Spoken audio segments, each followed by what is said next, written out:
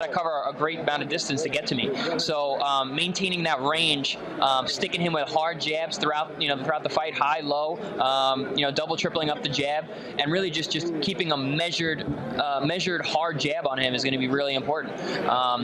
Sometimes it's hard to use a jab on a southpaw, but I've never had a problem with that. We all know about your mixed martial arts background. What impact, if any, does that have on your boxing career, you think? I was actually a kickboxing background, but I think it's definitely helped because of the lifestyle of living and training and staying in shape, staying fit, but also just being in tough fights. I had a lot of tough kickboxing fights. Right. I was in rough and tough fights, and kickboxing is a tough sport. Very, very tough sport. So I've been in tough fights before. I'm not afraid to dig deep. I know how to do it. I've been there before. Going back to the wells is no issue for me. We all admire your confidence. Let's assume that you win that fight. What would your plans be after? I know that's thinking ahead a little bit, but let's assume that you win. What do you think your next option would be? I really got to look at what the landscape of the sport is at that point. Boxing these days is like the wild, wild west. It changes constantly. So we got to see what's going on at that point. We still have some big fights left this year. You got the Maidana Mayweather fight next week. You got myself and Manny, at the end of the year. So we got to see where we go. The 140 pounds, 40s pound division, is the best in the world, the best in boxing. So it's exciting. Absolutely. Do you think this is your last fight at a catch weight of 144? You think you'll fight full-fledged 147 after this fight? The 144, I wanted to fight 47 this fight. That was actually Manny's team. They wanted the catch weight. I said we were fighting for his welterweight title, so let's fight at the welterweight limit. But they wanted the 44 pound. So I don't ever foresee fighting at 44 again. I'm either going to go back down to 40 or be a full-fledged 47 pounder. Right. Okay. Thank you.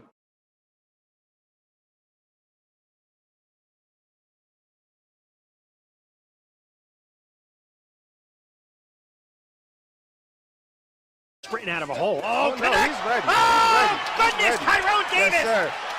Yes, with sir. a left and then a right. And I don't think this Connects. guy is getting up. Oh, Davis floors Wharf. And that's it. It's waved off. That's it. Tyrone Davis, welcome to boxing.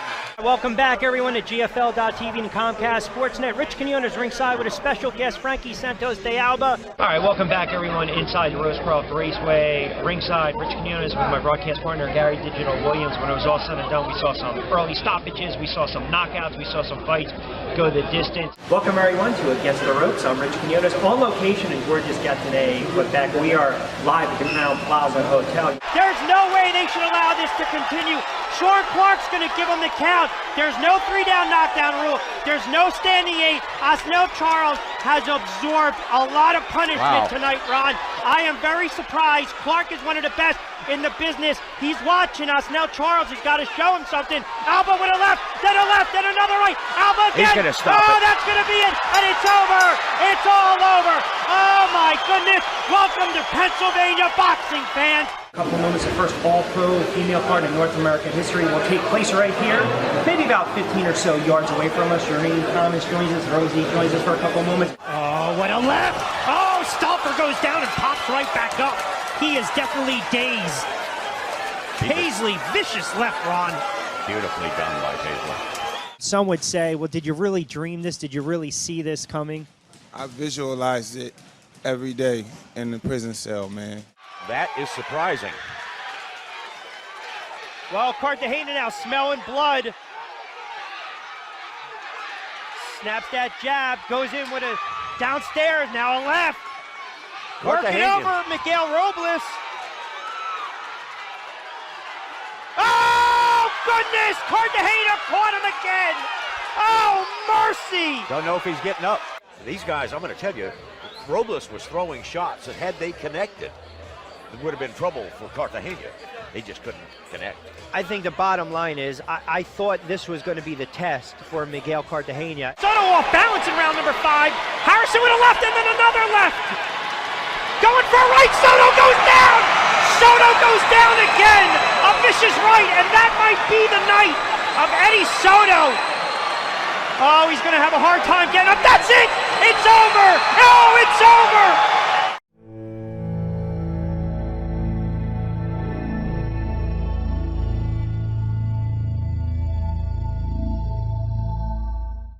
here in Croke Park, Dublin. So we're wondering now whether this head cold that Muhammad Ali has been suffering, the Ali snuffle, is now going to be turned into the Ali shuffle. And we think that for the opening round, that Blue Lewis is really going to be a dangerous hitter. He once dented Muhammad Ali's ribs in training, and that was for real in Miami a couple of years ago, and got the sack for doing it.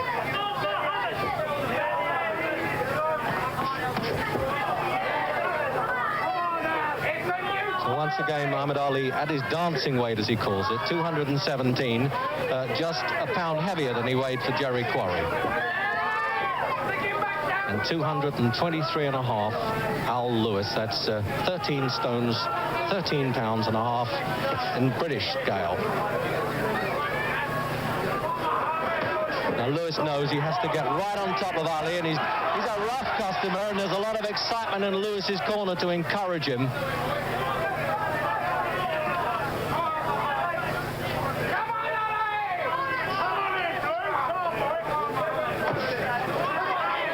Well, it looks as though Ali's teeing off fairly early. It's just quite a left hand for Sizer and a left hook.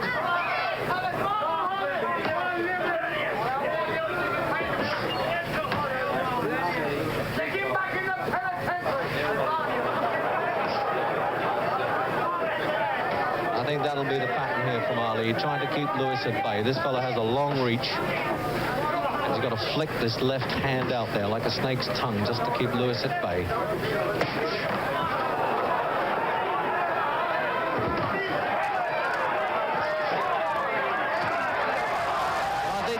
Showing a bit of respect anyway for Lewis, because he's coming at him and Ali has to open up to try and stop him in his tracks. There must be just a slight fear in Ali's heart that this fellow can bang a bit. It's a very small ring, not more than about 16 feet, an amateur ring. So there's no place to hide, and that's for sure.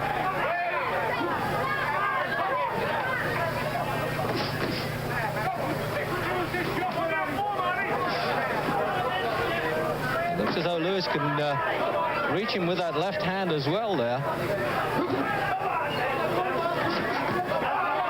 I think that's as many punches as I've seen Ali take in an opening round anyway, as we thought that the opening rounds are going to be the danger spots for Muhammad. There's no fooling around tonight. These punches are really going at full strength. And that very weak bell at the end of the first round there on punches landed. Obviously, Ali stole that one on the 10 points must system.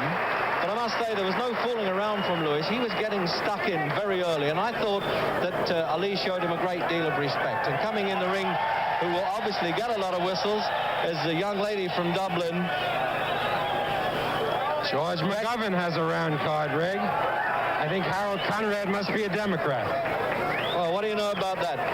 And it's Virginia-born Betty McDermott, who works in a hotel here in Dublin. Well, I hope for the crowd's sake that she stays around a while. So Al Lewis there, having the gloves just pulled tighter on there by Luther Burgess, former fighter. When he was 19, he fought Willie Pep. Now, this fellow looks a very calm and collected customer. One thing's for sure, Reggie. He didn't come in there intimidated by Ali, just as so many of Ali's opponents do.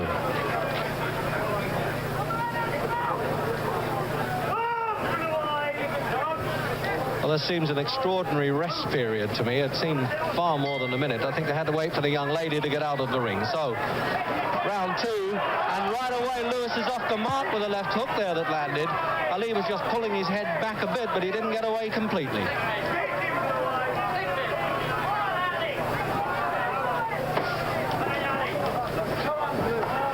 I'm wondering now whether Ali's changing tactics a bit by ducking down and trying to come inside that left jab.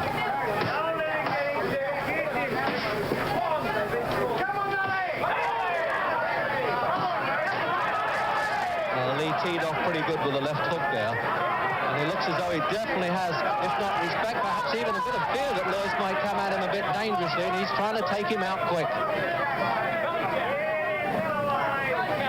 There's no fooling around at all from Ali. There's no doubt that this fellow carries a bit of a whack in either hand, and I think it would suit Ali. And Eskin there warning Ali to keep his punches up. I haven't seen that before in a fight with this former champion. I've never seen him land a low blow before, and I've covered most of them in America, and of course all of them in Europe. Well, that's one right out of the book.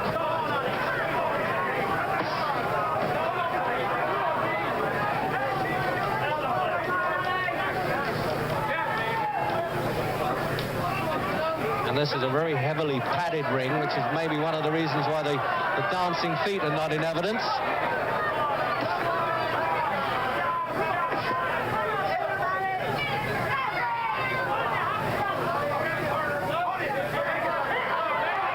Now, what's he trying to do? Who's he trying to kid here, Ali? Is he trying to set Lewis up for the punch? Because he's certainly asking for trouble there, backing him off to a corner, doing nothing.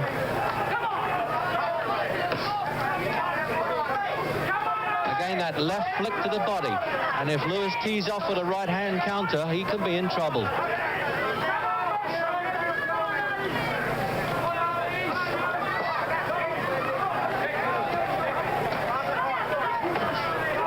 And he almost walked into that right hand shot by dropping his hands there. I think he's got to pile up these left hands the whole time to take some of the steam out of Lewis and try and make him use those legs and tire him out very quickly. Looks like Lewis takes a good shot.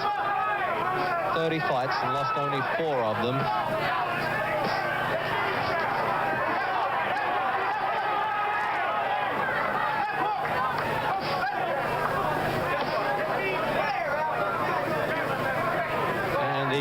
From Lewis is saying, fire, let punches go, will you? But he's not doing enough, Lewis.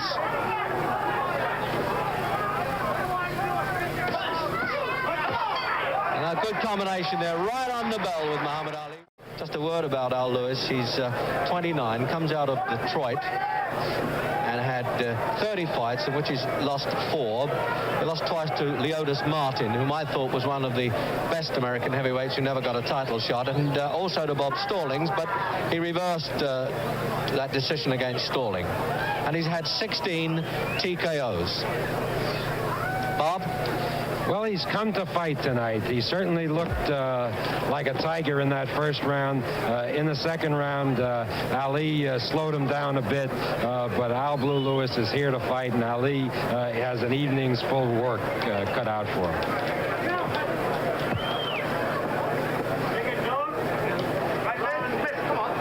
I think part of the problem, Reg, is that Blue Lewis is a big man. I see the referee had to wait for that young lady to get out of the ring there. She just have to get out. They don't have a 10-second buzzer here as you have in America. So to recap then, round 3, in case you've just joined us, Muhammad Ali and Al Blue Lewis, and I don't think there's any necessity for me to identify Muhammad Ali, because if you don't know him, you must have been living in a cave.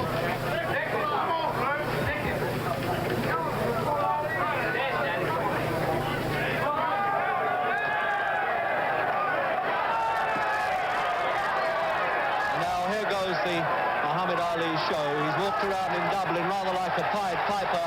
The crowds and kids have followed him everywhere and just almost worshipped the man. And here's this heavyweight happening now, really giving them some sparkle. I think he's taken a couple of Lewis's best shots and figures, I've got to get in, but he's not getting it his own way at all. And this fellow can cave a few ribs in, but he's calling him on again. This is exactly what he did with Jerry Quarry. But whether he can break Lewis up as quickly as he did Quarry is another thing. What do you know about this? Lewis has entered into the act, and he's doing it. It's tit-for-tat stuff here.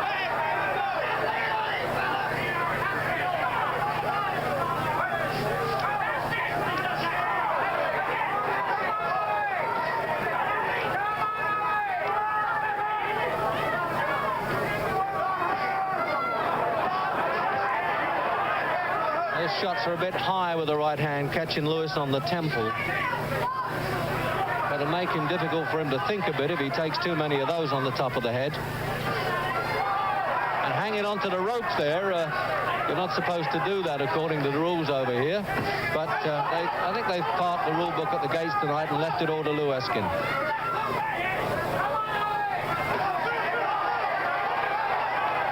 And now he's really snarling at him, Muhammad Ali. He's putting his punches together with purpose now. They're trying to sneak these right hands the whole time. They're trying to get cocky with them.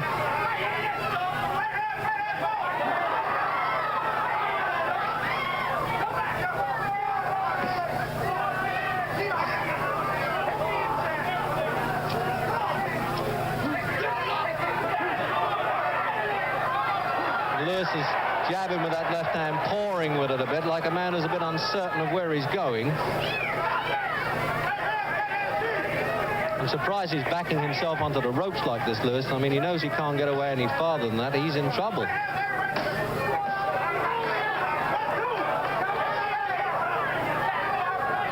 we come up now towards the end of the round, it looks like Muhammad Ali wanted to pin him in his own corner to save the walk home.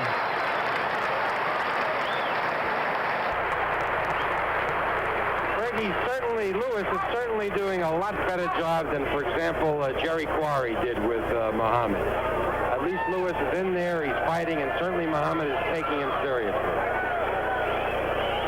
Well, I was in Las Vegas for that fight, Bob, and I couldn't agree with you more.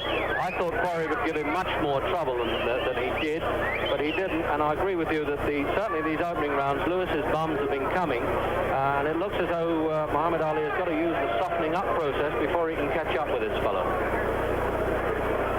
For Ali, he's in good shape, and he's fighting the Ali fight, which is, as usual, superb. No question he is in good shape, but he's getting up well before the round start here. He's really waiting for that buzzer that doesn't exist. So round 4 then. And if you had to score at this stage, no question that Ali is in front, but not by the wide margin that we expected.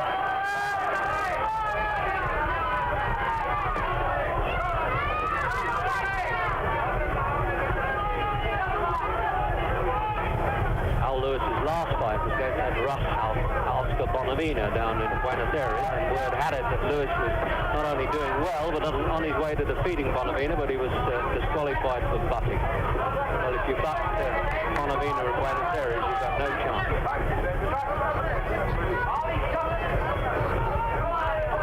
Now, Angelo Dundee calling out to Muhammad Ali, give him the shuffle. I think he wants to mesmerize Lewis a little bit. He wants his fighter to turn it on. Exactly. It looks as though it's a statue being scratched at the moment.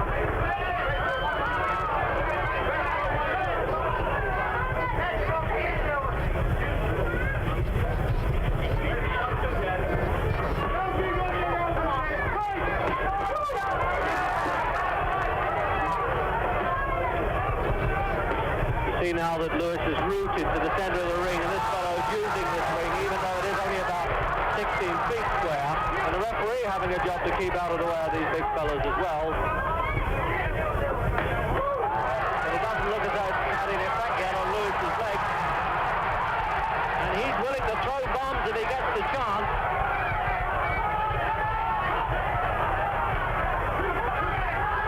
I'm telling you, this one's for real. If you're as close up here as I am, you can absolutely see those punches sinking into Muhammad Ali's ribs, but he's tucking the elbows in fairly cleverly. And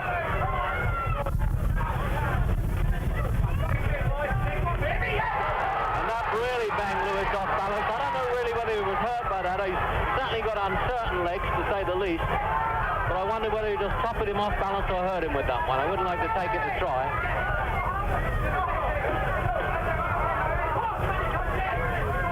Feeling of frustration now from Lewis, as though he's saying to Muhammad Ali, stand there, I want to hit you. But he's too smart for that.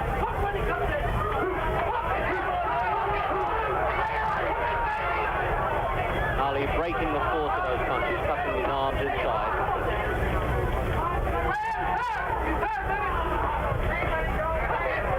And they're calling in Muhammad Ali's corner that Lewis is tired. I wouldn't quite go along with that.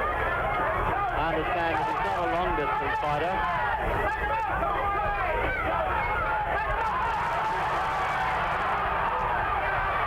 But Ali's hitting him with his good shots, and he's coming back. And I must say, I didn't hear the bell there either, but the fighters were very obedient about that as they were having that rather hectic exchange there at the end of the round. That's what the old-time fight chroniclers used to call a rather bumper affair. That was some round. Ali gave him an awful beating, and yet at the end there was Blue Lewis coming back, while not quite as strong as ever, still plenty strong. Well, don't get the impression from that illusion that the referee is in fact in Ali's corner. And having said that, he's now going over to Ali's corner to check with Angelo Dundee that he probably doesn't want him to put too much grease on the face or to get those gloves really secure. Outside the ropes there, and needed when wanted, is Dr. Ferdy Pacheco from Miami, who deals with any rare... I should think that's the most superfluous job in the business, having to attend cuts for Muhammad Ali.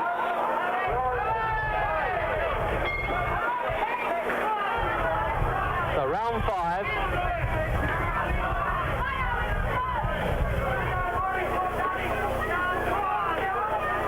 And again, this moves by Ali to switch these punches to the body now. He's using the body, hoping the head will fall a bit.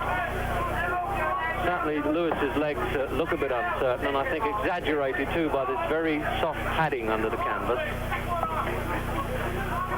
So I don't seem to have made much difference to Ali's spring, I must say.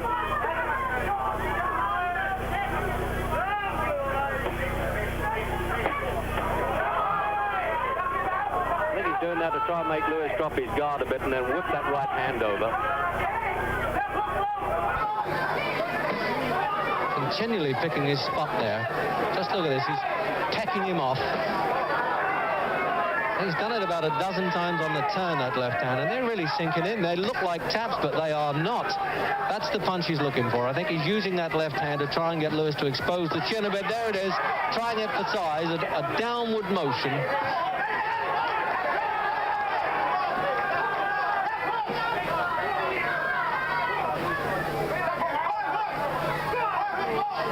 And Lewis making no attempt to get out of that corner and hanging his chin out a bit like a lantern in a storm there. Now is Ali going to pile this one up in the 5th round? Well, I must say Lewis certainly looks a durable customer.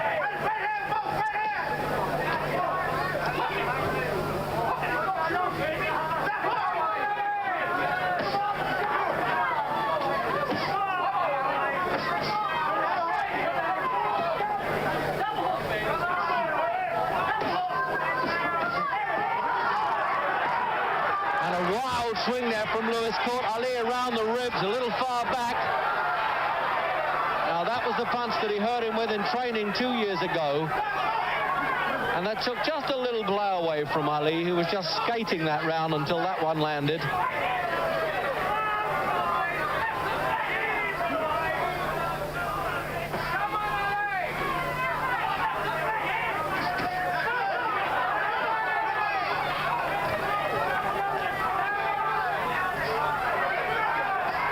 Again, these right hands that are getting... Why doesn't Lewis get out of that corner? Yes, he is as well. I hope that he heard me, because it really is ridiculous just to stand there and take them. What a right hand. That was the punch, I think, that Ali was looking for. He teed off with that right hand. He let the left hands go. He softened Al Blue Lewis up. We could almost read that the whole time. There was no question. And he's up at 9. Eskin has only got to 9. That seemed like 19 to me. And the round is over. Or is the fight over? No, the round's over. There's confusion here at the end of the 5th. We couldn't hear the bell, and referee Eskin is checking now with the Irish boxing officials if the bell in fact did sound. Eskin did not take the time, I don't think, from the timekeeper. He went on his own time, and it looked to me like more than 9 seconds. No, Reg, I think Eskin was right. I think Lewis was up at 9. And then the bell rang. I think Eskin called it correctly. I'm sure the referee knew what he was doing. It's just that he seemed down so long, Bob, that I thought it had to be over. It looked like he was never going to make it.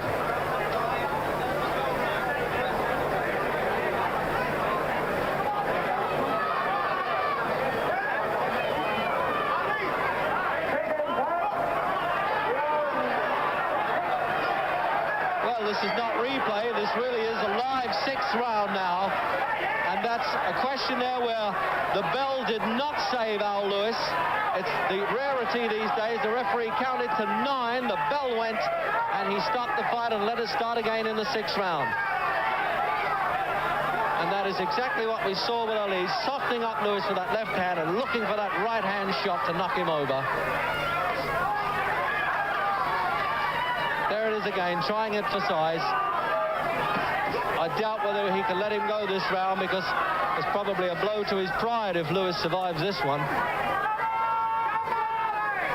It looked as if he was down there for 2 weeks. It really did. And again, the knees buckling there. The right hand did it. That punch went right to Lewis's chin and through to his boots. And now he's putting the combinations together. Clusters of punches the whole time. And it looks as though Lewis must take a chance to throw the right hands. He must try and keep Ali off.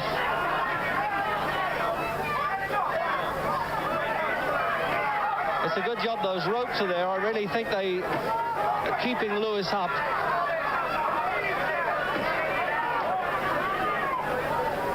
It looks as though Ali can take him now more or less when he wants to, but he wants to do it very professionally and execute that right hand punch. No, that's not the way to do it. That was too short, but the left hook softened him up a bit more.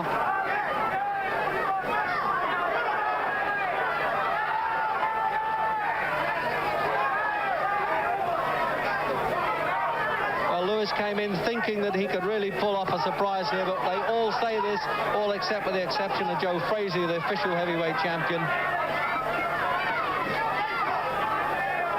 This is his 39th professional fight, Muhammad Ali. He lost only one, of course, to Frazier, and the return we hope coming up. And this loose bandage on Ali's left hand waving about there. I hope that the referee takes note of that and just pulls it away. It's a bit disconcerting. And that was the best right hand of that round. He caught Lewis flush with that.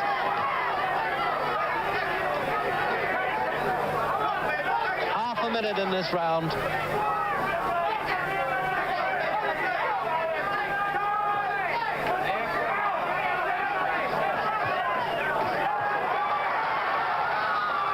Loose bandage is exactly the same thing that happened in the Quarry fight.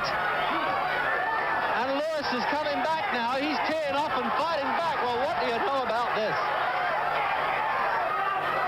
And they're really screaming in Lewis's corner for their man to go after him. And it's all over in the 6th round. That's the end of the round. Well, I must say, full marks there to Al Lewis. He took Ali's best shots there, Bob, and I was surprised, really, that he stayed the round after really literally coming off the floor there and getting the rosin dust on his back at the end of the 5th. Let's give the credit to Lewis where it's well merited. I mean, this is a man of tremendous courage. He was knocked down, as you say, at the end of the last round, and then he came back. He was dead on his feet, and he just kept coming. Well, they're working hard there in Lewis's corner now, telling him that it's not entirely a lost cause. Don Elbaum has been around the game outside the ring there and inside Luther Burgess, a former fighter. And the man who discovered him, Steve Eisner, who's a drive-in movie owner from Phoenix, Arizona. So the 7th round. Scheduled, of course, for 12.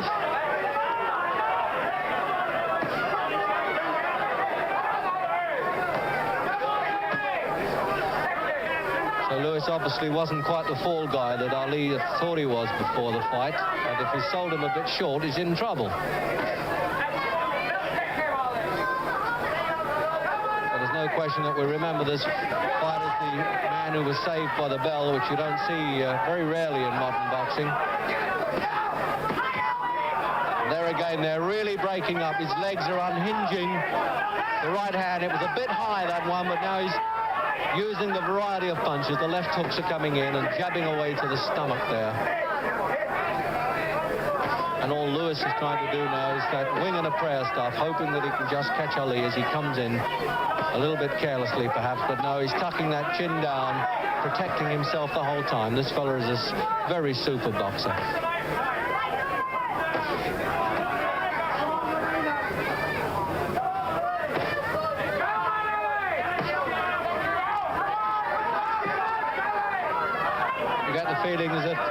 want to say to Lewis, well, at least throw a dozen punches all at once and see what happens, but he puts them just one at a time. He almost sends a stamp with each one.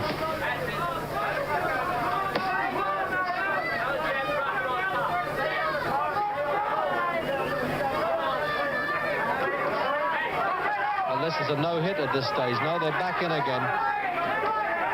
And he keeps chopping that right hand down. That's what he called his karate blow. That was the punch that caught Sonny Liston up at Lewiston, Maine. That short overarm punch that shoots over the opponent's left hand. And it certainly must carry some weight. There it is again. He really is trying to emphasize. It's as though he can hear me saying this. And Lewis really trapped in the corner there.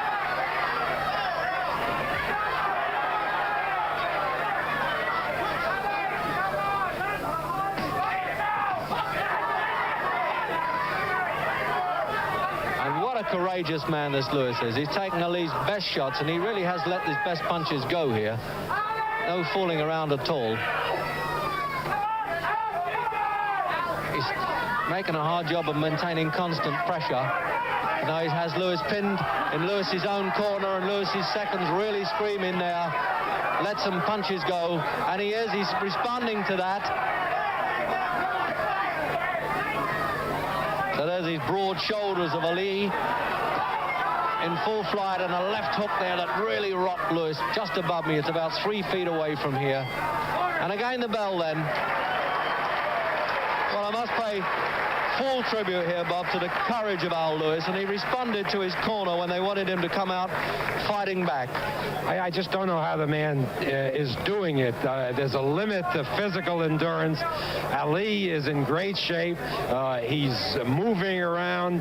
He's really winging those shots, and there's Al Lewis taking them and coming back for more. Well, this is exactly what Al Lewis said he would do before this fight. He said, this fellow won't knock me out in a hurry. And he meant it, even though he hasn't fought since last October, so he's ring rusty, to say the least.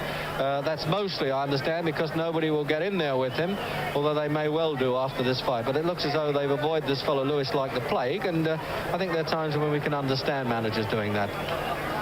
Harold Conrad, the promoter of the fight, just whispered to me, he just doesn't fall, and that's true. He's really standing in there.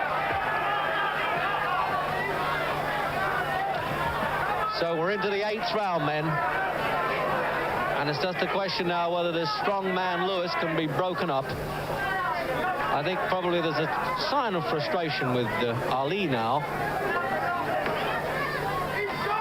The referee Eskin kept well away from him, let him get on with the fight.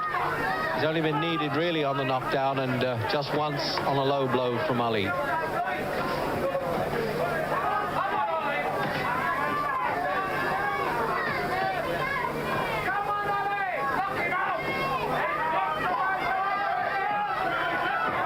You know, Ali puts these punches together maybe half a dozen at the time, and then suddenly Lewis will let one go, as he did then, but that was just cuffing past Ali's face, actually.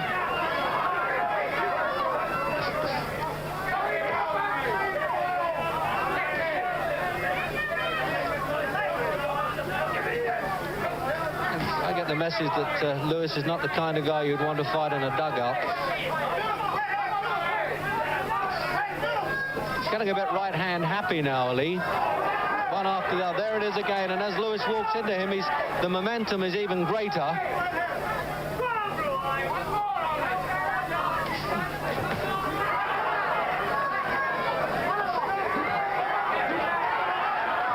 You think perhaps Lewis might start walking to his own right hand to avoid Ali's right hand, but he's staying static right in front of him and taking the punches. This fellow's got a lot of pride.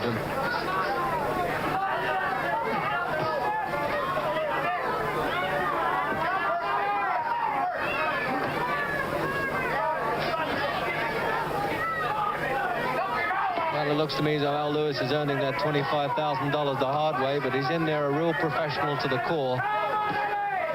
No quittance with him.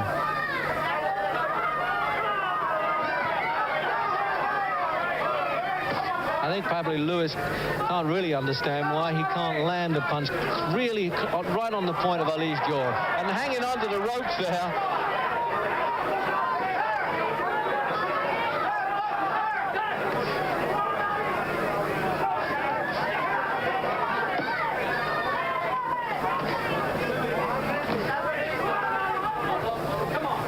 Absolutely amazing, really, because Ali just doesn't know what to do with him. He's throwing his best shots, he's landing them all, and nothing is happening. I think he'll have to speak to him rather severely if this keeps up.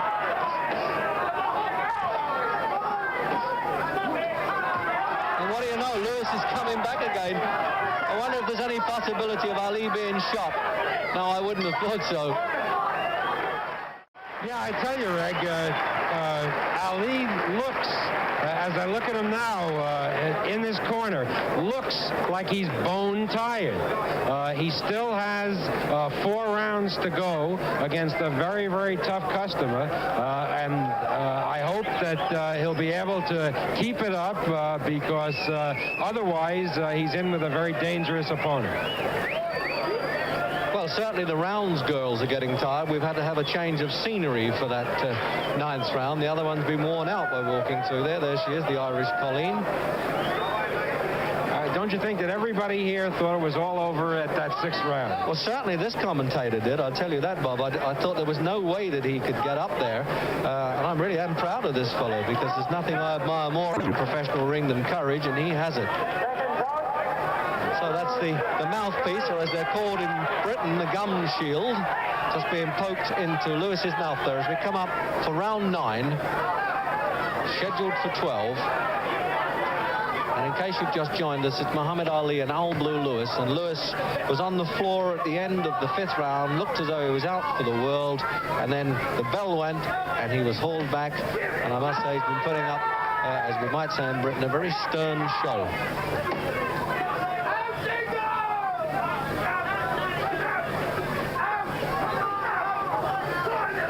Those fighters now sweating rather profusely in this rather cool night at Croke Park in Dublin.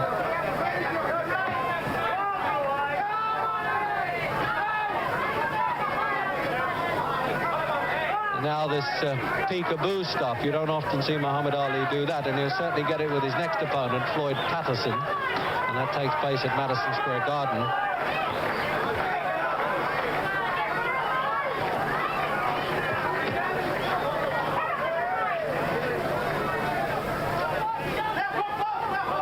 I'm wondering whether now Lewis, despite taking that punishment, has started to fight himself into a bit of shape.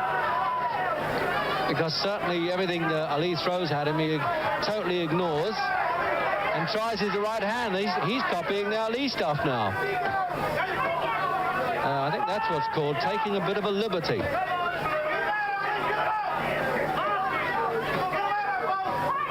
Well, there you go. Lewis is standing there literally toe-to-toe. There's just an inch in it there with these heavyweights.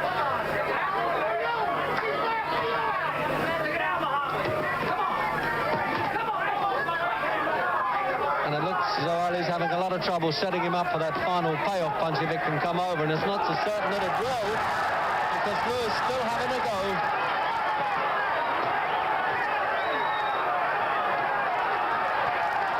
And this is Ali now turning it on in all his glory. He's really looking the part now, but full marks to Lewis. He's punch swapping, but the right hand there on that chin, and the ropes are really holding Lewis up, but he's fighting back again. He's using them as a springboard.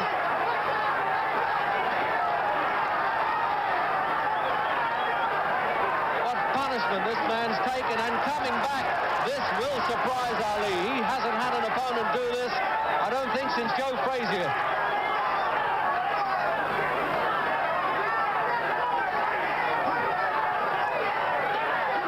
And that's the most punches you'll see landed on Ali for a long time.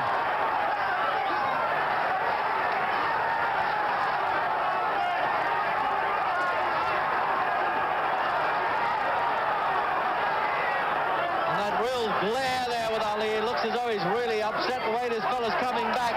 And what a round that was. That was one of the best rounds I've ever seen Ali involved in. Lewis just came back. He was out of it again. He came back, and Ali may very well be punched out at this point, Riggs. Well, I must say, we've been building up Blue Lewis all along for his courage, but there the fellow really started to put his punches together. He propped his backside on that middle rope and used it, I think, for leverage, and then let go with some real hot shots, and Ali was not liking that one little bit. And there was some consternation over there in the Ali corner during that round, I must say. They were saying, move and let the punches go, put them together. There he is now, the man himself. You see, Reg, he came out, he was going to take a blow in that round. He was just going to try to get through that round, rest up a little bit, and then he thought he had an opening, and he kept punching, he took the gamble, and he may very well be punched out at this point. Well, this is now round 10, and I think it's the man who can impose his will stronger on the other at this stage, a survival of the fittest and of the big hearts and the big punch.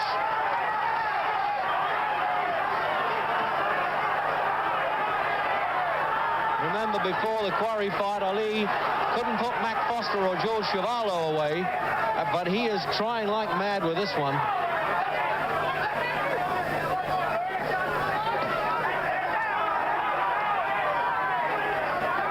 I don't often see a fighter use the corners and ropes the way Lewis does. I don't think he's seeking a respite there. I really feel that they're handy for him. He has more chance of standing up.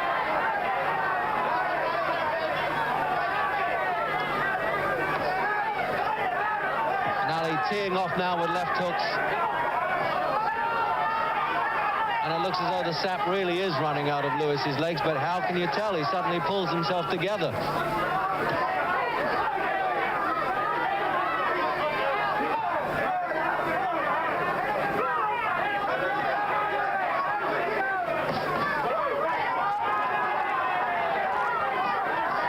I feel as though there's a gate in those ropes that Lewis might open them and get out at this stage.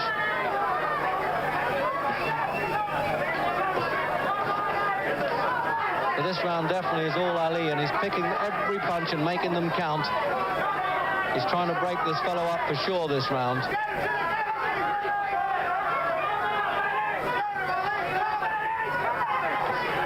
But as Bob said, he's a little bit punched out. There's no question there after that minute of action there.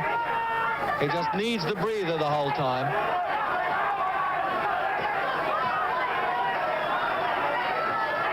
What an amazing man, Lewis. You get the feeling as though Lewis is saying, okay, let everything go at me. When you've done it, I'll come back at you. But unfortunately, Ali does not give him enough respite.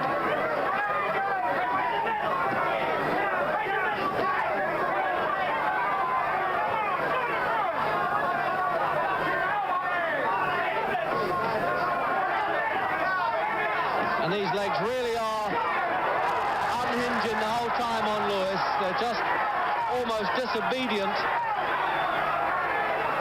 And his right eye is swelling Lewis a bit in this round, round 10. And they're yelling in Blue Lewis's corner, try the right. As you think he could try anything that's going. But as he went into that one, Ali timed it pretty well, and that was a hard shot.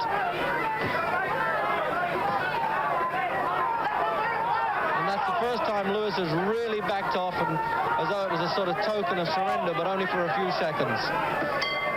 And I think that bell must have sounded like an orchestra to Blue Lewis. Greg, let's say something about Muhammad Ali. What a fantastic athlete that man is. He was punched out, or at least it appeared to me, punched out after the last round, and he came back almost as fresh as he was before. This man is really something. He summons from the depths of his being an adrenaline, a power that rises to every occasion. I couldn't have put it better myself, Bob.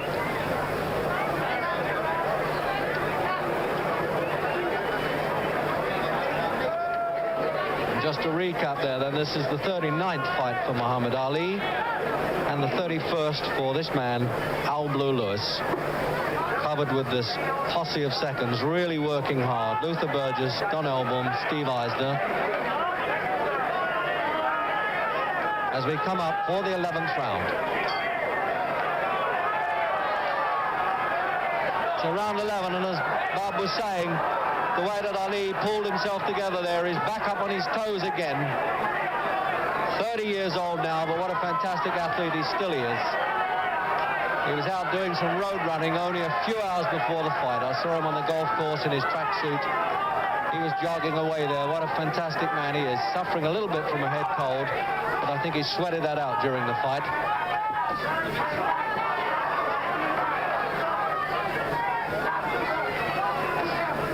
But I must say, don't get any ideas that he has carried Lewis at all. He has let the best punches go right from the start.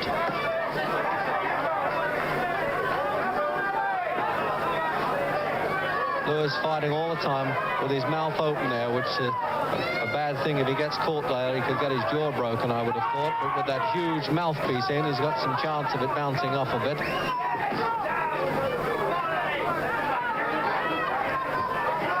Now, probably Ali feels that some of that danger must have passed because he's back. What you may call the old Muhammad Ali, sprinkling away there, really giving them the business. And it looks as though Eskin feels that that's enough. He's not going to allow Muhammad Ali to toy with Blue Lewis, but he's had the professional pride of finishing this fight on his feet in the 11th round. And I think the fantastic performance by Muhammad Ali and a great performance of courage by Blue Lewis. And Muhammad Ali is being lifted on his shoulders there. You haven't seen that before.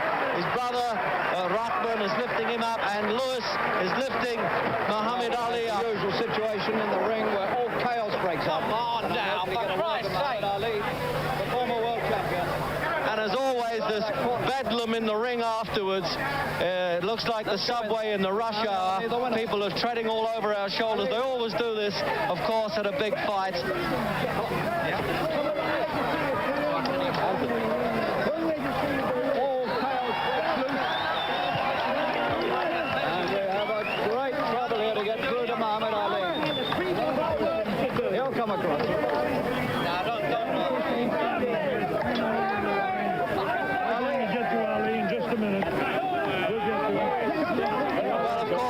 Pantomime that we always see at these fights, and it really scares me the way as we come up for the 11th round. So round 11, and as Bob was saying, the way that Ali pulled himself together there, he's back up on his toes again.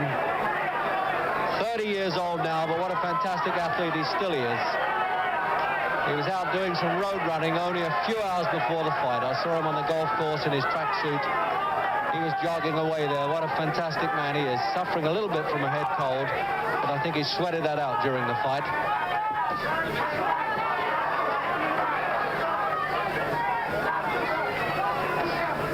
But I must say, don't get any ideas that he has carried Lewis at all. He has let the best punches go right from the start.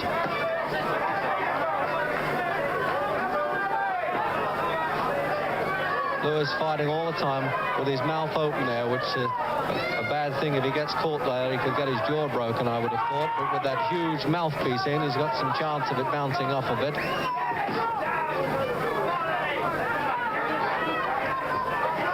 And now, probably Ali feels that some of that danger must have passed because he's back. What you may call the old Muhammad Ali, sprinkling away there, really giving them the business. And it looks as though Eskin feels that that's enough. He's not going to allow Muhammad Ali to toy with Blue Lewis, but he's had the professional pride of finishing this fight on his feet in the 11th round. And I think the fantastic performance by Muhammad Ali and a great performance of courage by Blue Lewis. And Muhammad Ali is being lifted on his shoulders there. You haven't seen that before. His brother Rockman is lifting him up.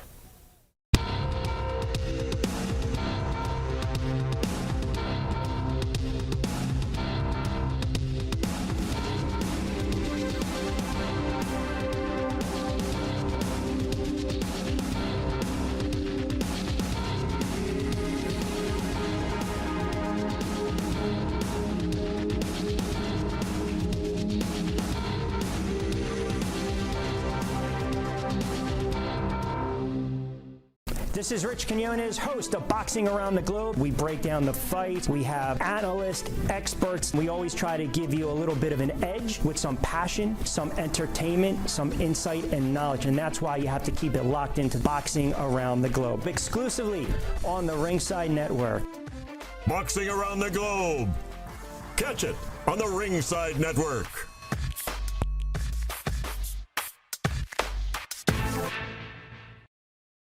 In your red corner, boxing out of New Jersey franchise, Jamar Alley. And his opponent in your blue corner, boxing out of the Texas franchise, Deontay Lapaya. Your referee in charge of the action with the bell rings, Let's go. Let's go. Let's go.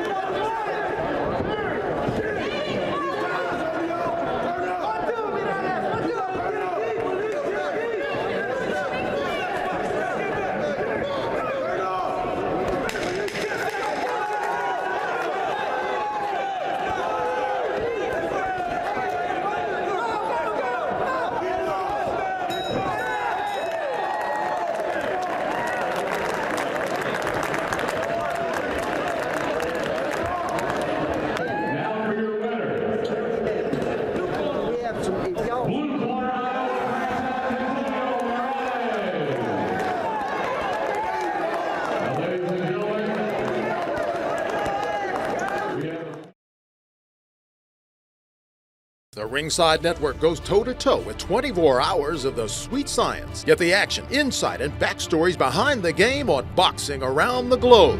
It's gonna get crazy, baby. And still.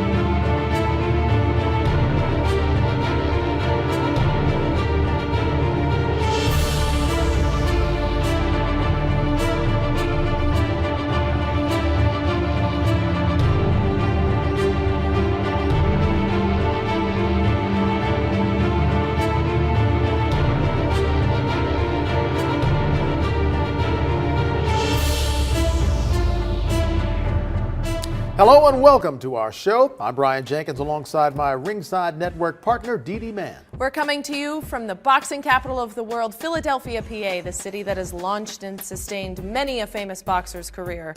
Long before the fictional Rocky Balboa climbed the now legendary 72 steps outside Philadelphia's Art Museum, the city was a boxing staple among the greats like Joe Frazier, Joey Giardello, Jolton Jeff Chandler, Benny Briscoe, Willie the Worm Monroe, and many others.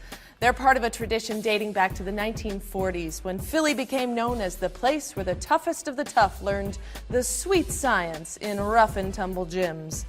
The Ringside Network comes to you in that tradition with a pledge to bring you the best boxing up close, personal, and pure. Starting right here, right now with today's show. Straight ahead, a look forward at some of boxing's biggest bouts on the horizon. We'll also place the most popular fighters side by side and see how they stack up next to one another, pound for pound. And later on, boxer Jesse Hart will stop by to chat about being one of the best upcoming boxers, and he'll talk about his goals for this year. But first, round one, a walk on the Wilder side, as in Deontay Wilder. The heavyweight champion is looking to solidify his standing among boxing's big men.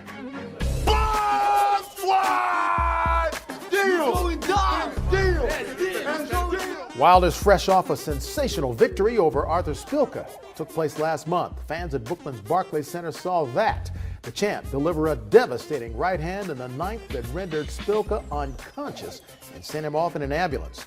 This was one of those devastating hits that seemed to come out of nowhere.